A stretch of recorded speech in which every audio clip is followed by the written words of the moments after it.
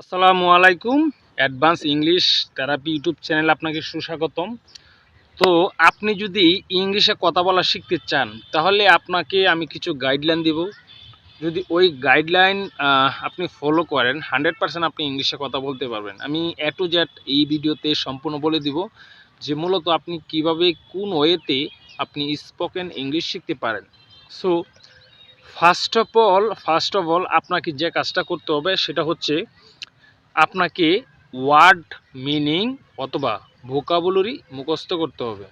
Word meaning অথবা vocabulary একই জিনিস। সো এটা আপনাকে মুখস্থ করতে হবে। দেখেন, যারা ইংলিশে কথা বলে তাদের কিন্তু ওয়ার্ড মিনিং অসংখ্য কোটি কোটি ওয়ার্ড মিনিং কিন্তু আপনাদের মুখস্থ করতে হবে।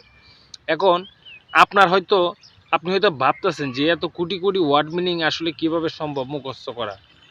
হ্যাঁ, যদি আপনি ইংলিশে অ্যাডভান্স হতে চান, ইংলিশে অনর্গল স্পিকার হতে চান, so of course you must memorize word meanings, then you can speak in English, otherwise it's not possible by you.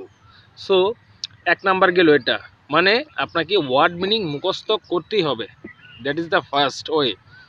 তারপরে যে কাজটা করতে হবে আপনাকে, আপনি এই যে ওয়ার্ডগুলা মুখস্থ করলেন, তবে আমি আরেকটা কথা বলি এখানে, আপনি ডেইলি 5 থেকে 10টা ওয়ার্ড মুখস্থ করার চেষ্টা করবেন, এর বেশি না। ডেইলি 5 থেকে 10টা ওয়ার্ড মিনিং আপনি মুখস্থ করার ট্রাই করবেন, এর বেশি না। কারণ আমরা জানি বেশি খাইলে মুখ ফুরে। হ্যাঁ, ইংলিশে বেলাও ঠিক সেম কাহিনী হবে। আপনি যে 10টা ওয়ার্ড মিনিং আপনি মুখস্থ করলেন, এই 10টা ওয়ার্ড মিনিং নিয়ে how to make a sentence well, আপনি কিভাবে বাক্য তৈরি করতে হবে সেটা কিন্তু আপনাকে শিখতে হবে। এখন দেখা গেছে অনেকেই বলে যে ইয়েস অর নো বলেই কিন্তু ইংলিশ বলা যায়, ইংলিশ শোনা যায়। আসলে এটা হচ্ছে সম্পূর্ণ ভুল। ইয়েস আর নো দিয়া, ইয়েস অথবা নো দিয়া তো আসলে ইংলিশ বলা যাবে না। তো আপনাকে বাক্য তৈরি করতে হবে, মানে 2 নাম্বার বিষয়টা, how to make a sentence well. একটা বাক্য কীভাবে আপনাকে পরিপূর্ণভাবে তৈরি করতে হয় সেটা আপনাকে জানতে হবে। 3 নাম্বার যেটা হচ্ছে, আপনাকে প্র্যাকটিস করতে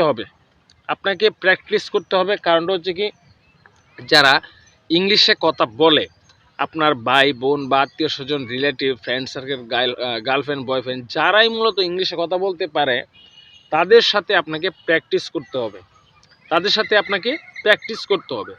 এখন প্র্যাকটিসটা আপনি কিভাবে করবেন, যখন আপনি কাউকে ফেসবুকে বা মেসেঞ্জারে আপনি চ্যাট করেন, তখন আপনি অবশ্যই বাংলায় কথা বলেন বা ইংলিশটারে বাংলায় করেন।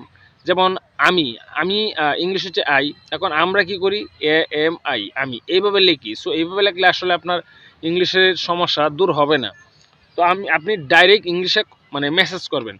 তারপরে দেখা গেছে যখন আপনি কারোর সাথে ইংলিশে আপনি ভয়েসে কথা বলেন, ফোনে কথা বলেন, যারা ইংলিশে কথা বলে তাদের সাথে আপনি ডাইরেক্ট ইংলিশে প্রশ্ন করেন বা ডাইরেক্ট ইংলিশে সেও আপনাকে আনসার দিবে।